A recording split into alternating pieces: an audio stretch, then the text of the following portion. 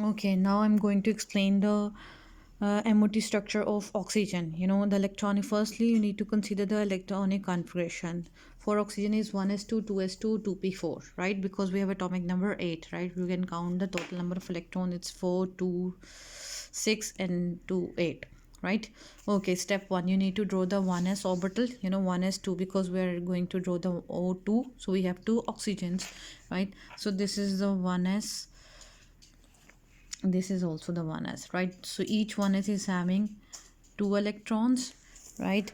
And in resultant we have four electrons to fill up in bonding and anti-bonding. Okay, this is the bonding molecular orbital,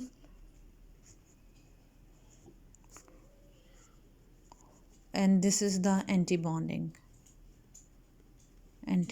molecular orbital, right? The higher energy one, right? So two electrons goes into lower energy and two into the higher energy, right?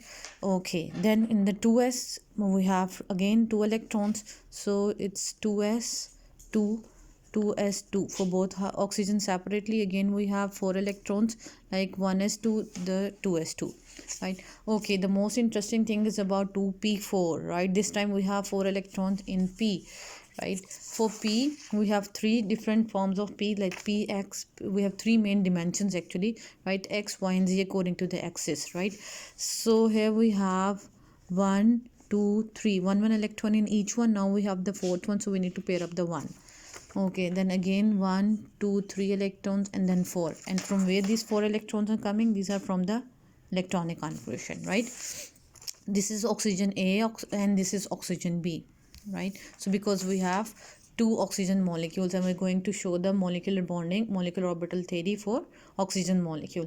So we have 4 and 4, 8 electrons to accommodate in this structure, right? According to the energy, right, we have the sigma, it's 2px, then put 2py and 2pz, right? And then we have, this is the pi, then pi star, and then sigma and sigma star, right? Okay, so we have 8 electrons, 1, 2, 3, 4, 5, and 6, and then we are left with the 2 electrons. The one goes in here and the other one is here, because they both at the same energy level, so they can live separately, right? Because if there is a difference of energy, like we need to fill up a few electrons here and then here, then they both prefer to reside in a low energy in a pair form if we have more electrons. But now we have just two electrons, so we can place them separately but at the same energy level. This is very much important, right?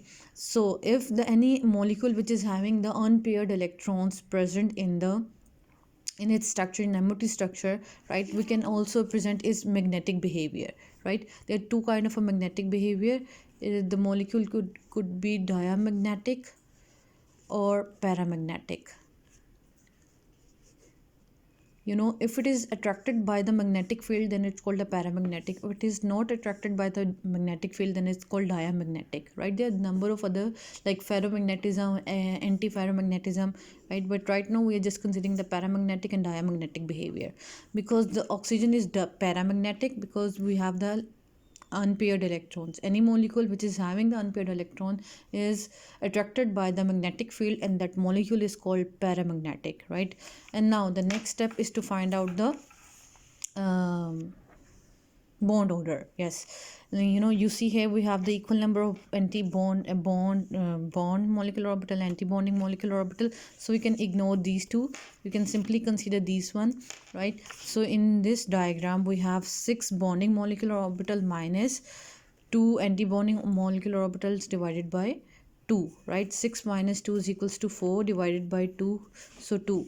So you see oxygen with oxygen is making double bond, right? This is how you can find out the bond order. Thank you.